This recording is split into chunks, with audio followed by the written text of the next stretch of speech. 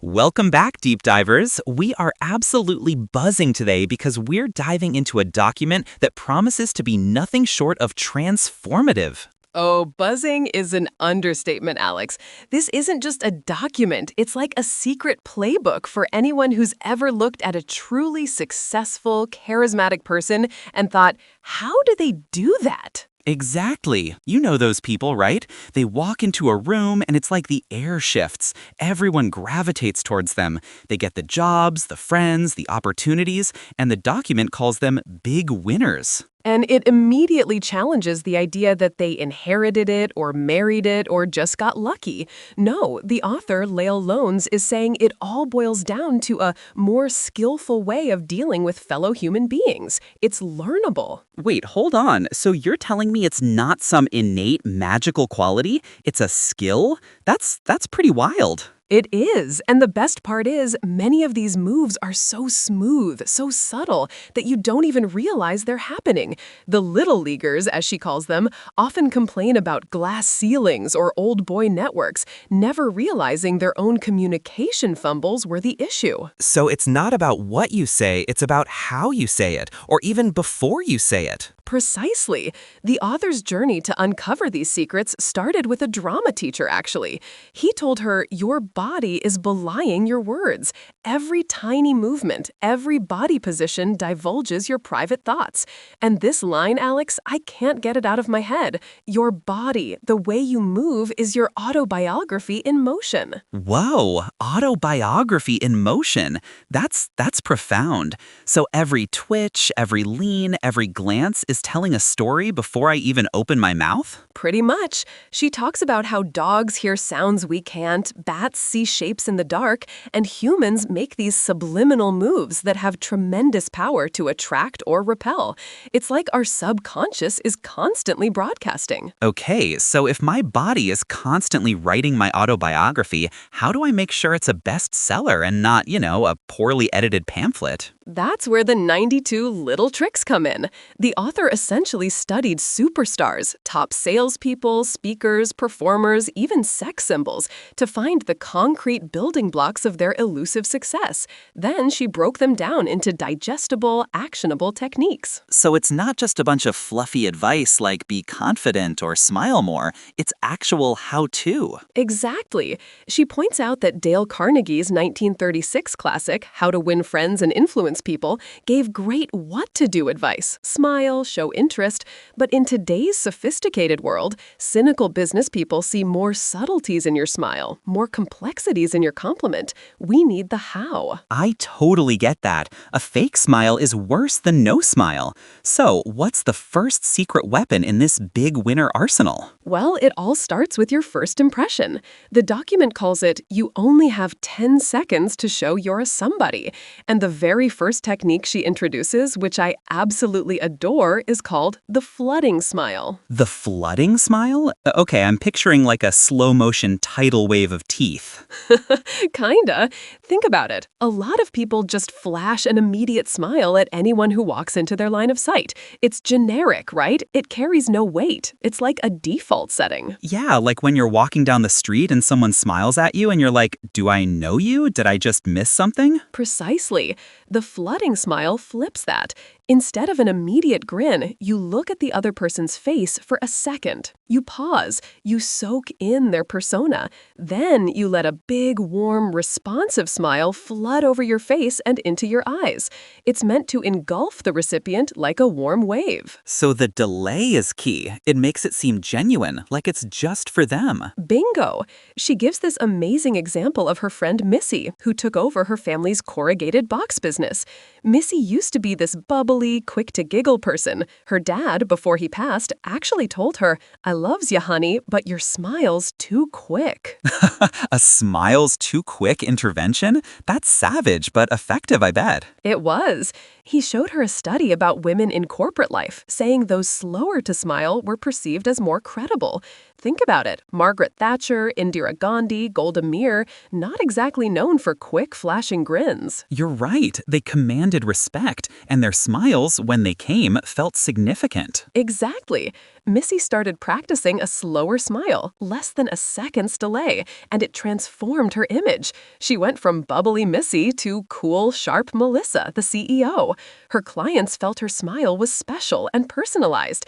It's like the difference between a mass-produced greeting card and a handwritten note. That is genius. It's like you're consciously saying, I see you, before the smile even fully forms. Okay, what's next in the arsenal? A few inches north of the smile, Alex, we have your eyes. The next two techniques are about eye contact, and they're called sticky eyes and epoxy eyes. Oh, this sounds intense. Like stare down intense? Potentially, but with purpose. The conventional wisdom is maintain good eye contact, right? But she points out that intense eye contact can sometimes be a virulent intrusion, especially in certain cultures or with insecure people, like her Haitian housekeeper who thought her Siamese cat, Louie, was looking into her soul. Oh, poor Louie. So you have to be careful with eye contact. You do, but big winners know how to use it to their advantage.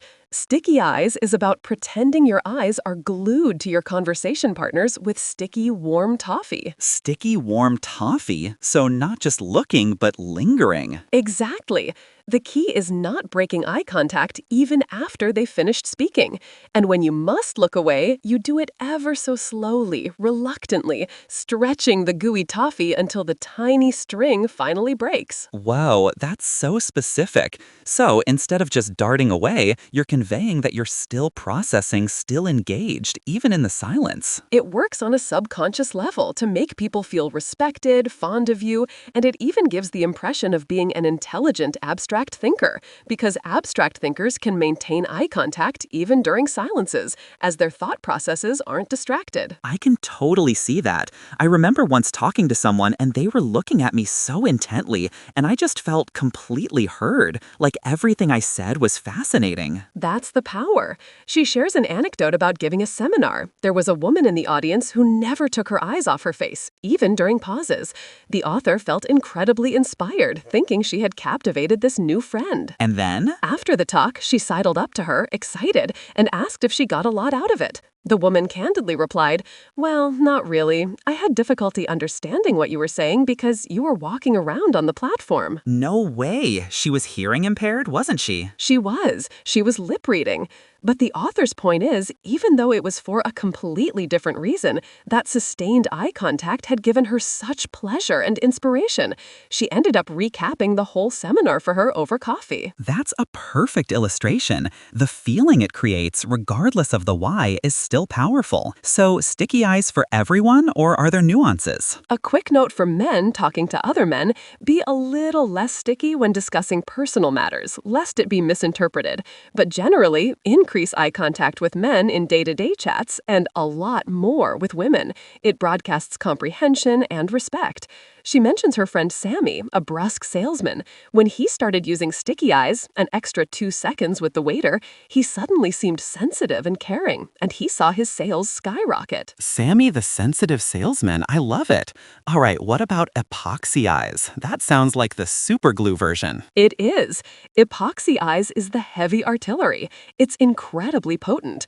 This technique takes at least 3 people to pull off. You, your target, and one other person. Okay, I'm intrigued. How does that work? Usually, when you're chatting in a group, you gaze at the person who's speaking, right? With epoxy eyes, you concentrate on the listener, your target, even when someone else is talking. Whoa, that's bold. So I'm looking at them while someone else is delivering information? Precisely. It slightly disorients the target, and they silently wonder, why is this person looking at me instead of the speaker? They sense you're extremely interested in their reactions. It sends out signals of interest blended with complete confidence in yourself. I can see how that could be powerful. Like in a business meeting, if I'm trying to gauge a decision maker's reaction to a presentation, I'd watch them. Exactly. HR professionals, lawyers, police investigators, they use it for analytical purposes. And here's where it gets interesting. If romance is your goal, epoxy eyes is a proven aphrodisiac. It literally increases heart rate and releases a hormone hormone called phenylethylamine, which is associated with erotic excitement. So you're saying I could make someone fall in love with me just by staring at them intensely? If they already find you attractive, yes. Otherwise, it's downright obnoxious.